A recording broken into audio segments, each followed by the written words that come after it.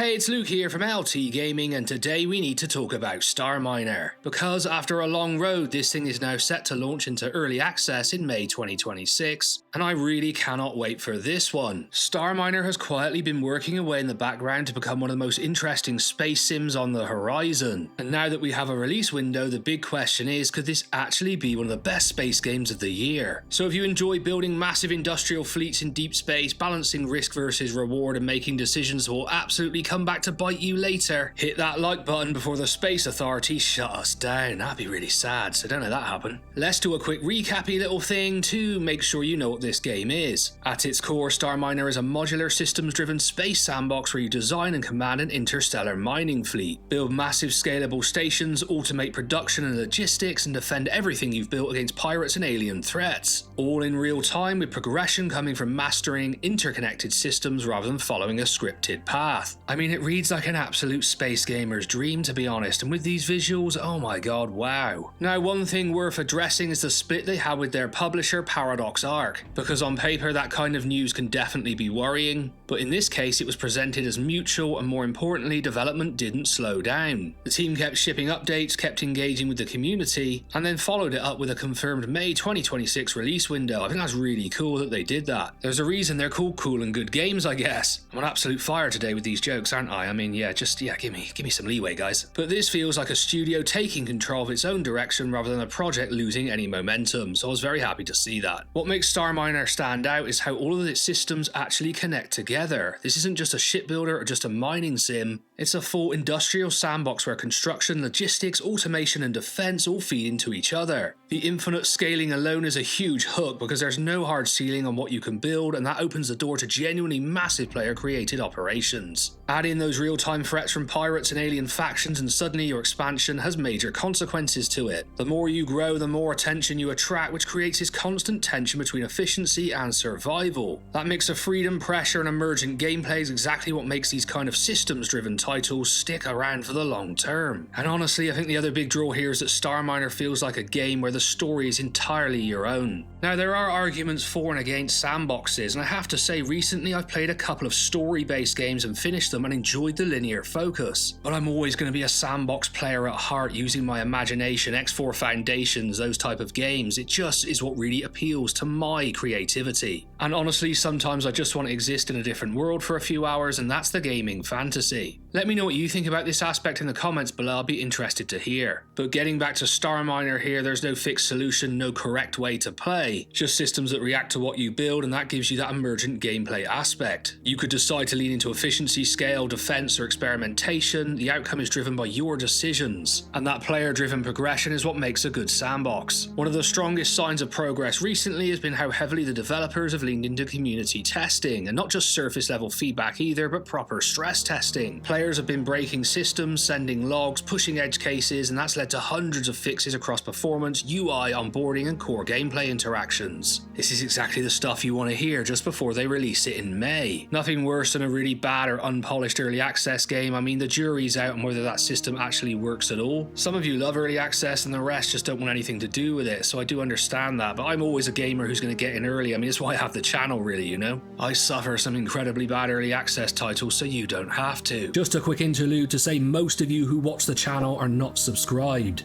so make sure to go down below and hit that subscribe button, because it helps smaller channels like us grow really quickly, and both me and Tom really appreciate it.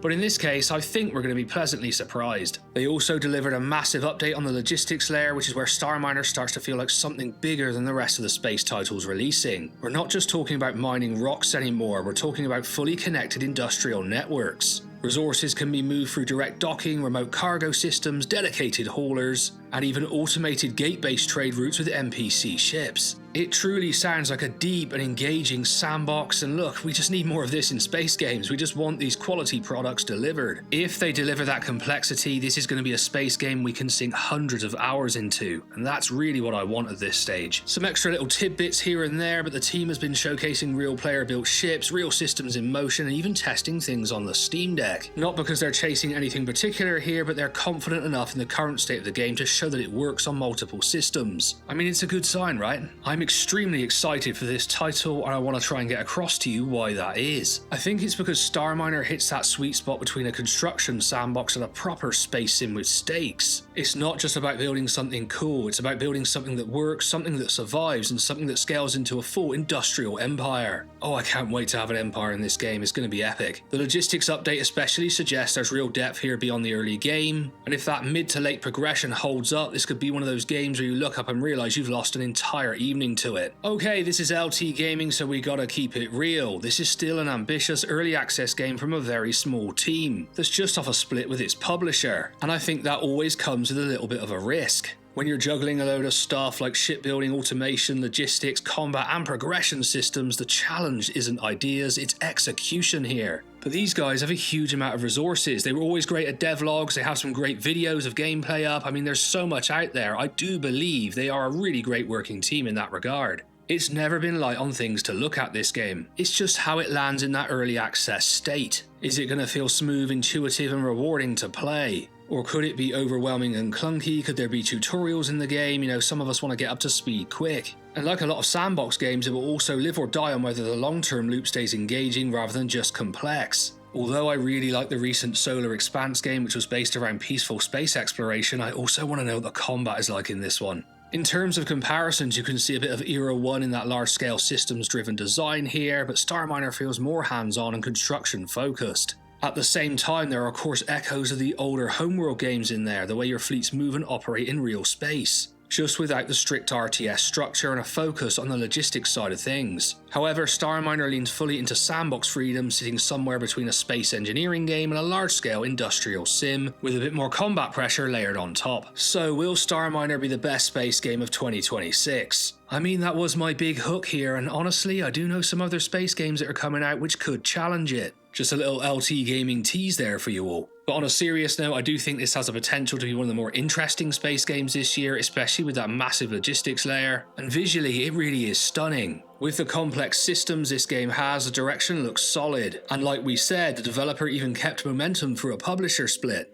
That must have been tough, so we're delighted to see the project actually come to fruition. If the gameplay loop holds together and the onboarding doesn't scare people off, I think that Starminer has a serious shot at being an absolute incredible space game this year. Alright, we've got a massive giveaway coming up this week, so stay tuned on the channel. You want to be subscribed, I'm telling you. And as always, I've been Luke from LT Gaming, and I'll catch you guys on the next one.